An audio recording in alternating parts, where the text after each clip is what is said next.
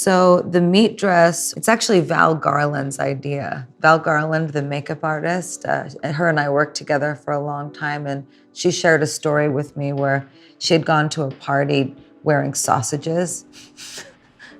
And I thought this was quite funny. And I said, well, that's a great way to make sure that everybody leaves you alone at a party. I was speaking with my artistic friends about if we wanted to make any statements while we were at the MTV Video Music Awards.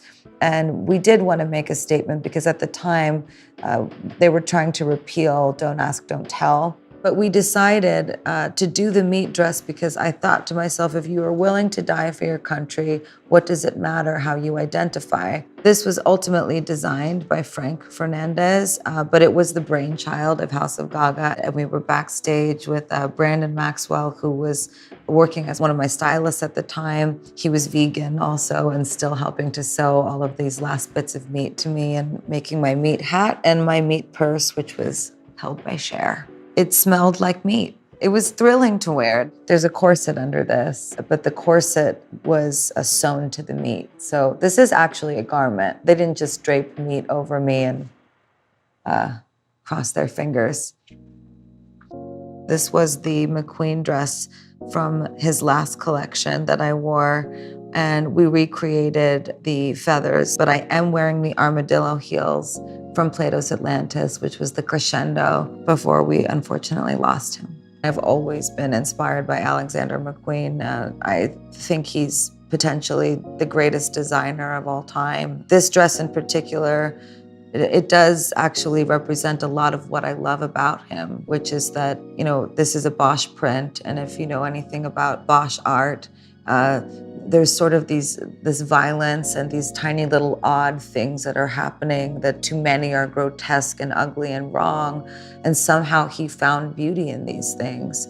And that was a piece of him. And he celebrated women and he celebrated all types of women. Okay, so this next piece, we would call this an outfit. Everybody calls it the egg, but it's actually a vessel that was designed by Hussein Chalayan. The outfits that are worn by the models and dancers that are around me, that was created by House of Gaga. I was very particular about the way the fashion looked for this performance, in so much as the night before the performance, I said, the fashion's wrong, we don't have it. We need it to be latex. We need nude latex. And if you know anything about looking for latex, years ago it was very difficult to find latex in any other place other than a sex shop, or where we found this latex was a bus company had latex that they were using to cover the seats of their buses. And we found the latex and we asked if we could buy it from them. So everybody's fashion that's made here was made from the fabric of seats for a bus. I was in the egg for 3 days. To be honest, at award shows, especially during this time, I didn't like to talk to people. I always felt that it threw me off of my performance. So this, in a lot of ways, is really representative of my devotion to my craft and that I really wanted to be with myself.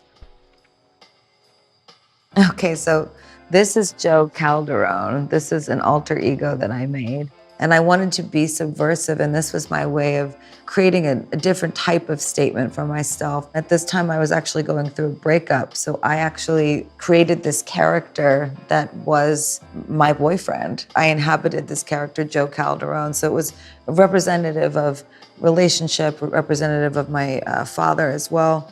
But everything about this was just meant to be kind of a Jersey boy greaser. I'm always fully in character when I've been Joe. It's a feeling, and I wanted him to be dirty, and I rehearsed a lot with the boys.